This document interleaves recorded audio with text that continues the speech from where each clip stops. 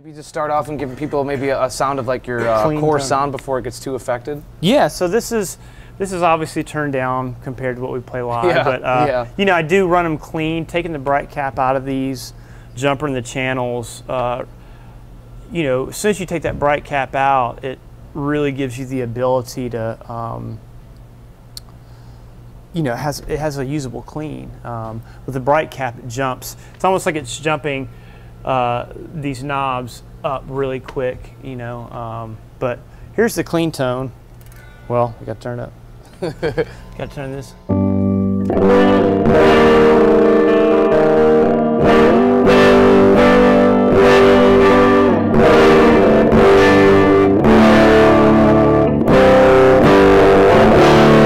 So just, you know, punchy and clean. Definitely loud enough. Yeah, I mean and that's turned down for the video purposes. Yeah, so and I'm sorry, before we go further into the pedal board, which we haven't yet, but is this 34s or KT? Those are 34s. Okay. Yeah, those are stock 34s. Okay, I didn't know. Yeah, it's love it, man. I mean, I've tried all kind of amps, and like the 1500 watt plexis have just been my go-to. I mean, loud and clean, and yeah. So I got a standard like mini Crybaby wah that Dunlop hooked me up with. That, you know, I had a. Was that something you had to get used to? Was that not having a full pedal throttle? It did, but like I love having that space, like that. It's almost like I'm kind of OCD about that. Like so, it's like weird having that other pedal like making this weird space. Mm-hmm. But you know, I was using a Custom Audio Electronics. The wah they had. I love, that's one of my favorite full-size wahs, but actually the vintage setting on the mini Crybaby is awesome. I mean, it's very, very close to the And you feel like the sweep's still the same? Yeah, yeah, totally. I mean, you know, put a little dirt on it. Let's see here.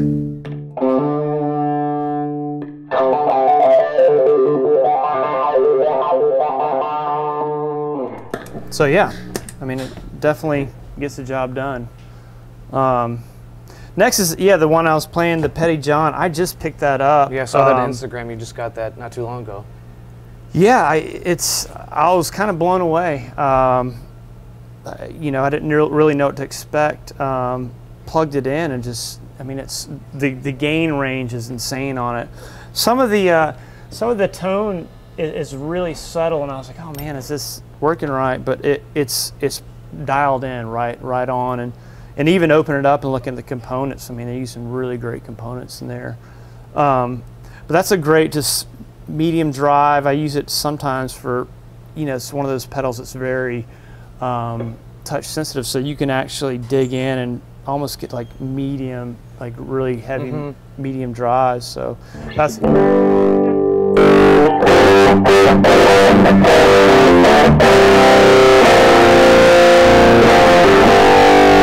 So there's that guy.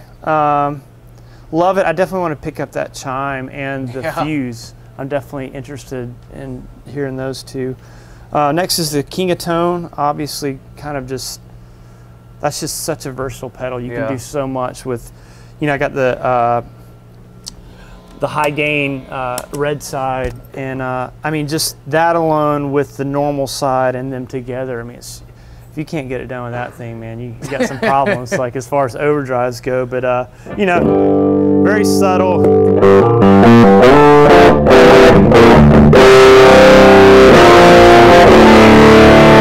You know, that's like just the light side, and then.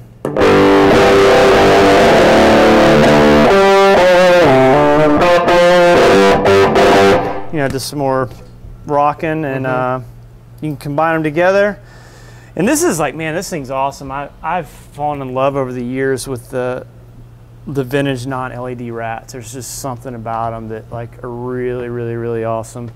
What do you like about the LED versus the other styles of clipping? Well, no, the non-LED. There's actually not a LED. Which I do like LED clipping in Rats as well. But you know, the non-LED, there's just something about them, man, that's just, you know, you use them as like a heavy drive, and it's just, it just rocks, man. I mean, it just integrates with the sound well. I don't know what happened over the years after the LEDs came in play. I actually had a tone knob at one time. That's one I really regret getting rid of. It was like a 78 or something like that. Damn. But here's this guy.